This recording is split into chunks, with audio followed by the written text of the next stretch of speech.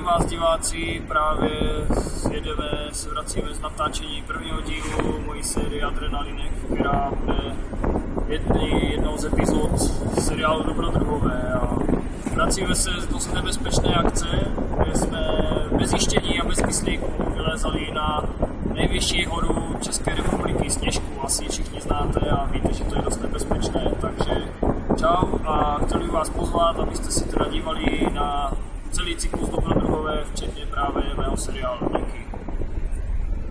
No, podle mě se správný dobrodruh rozhodně neobejde bez batohu plného Tatranek.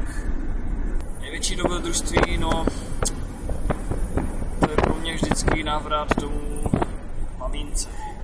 Vybral jsem několik nejvíc adrenalinových míst na světě a myslím si, že tam spolu zažijeme dost zajímavých zážitků a že mi budou vděční za to, že jsem jim to byl schopný zprostředkovat.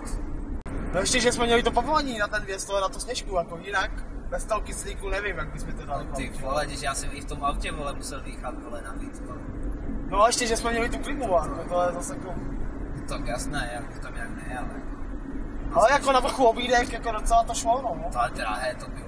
Co chceš, ale... Tak já jsem měl paštiku v pohodě. To chápu, jak to bude točit dál, jako. Já nevím, kam nás chci poslat, to je takým, nevím.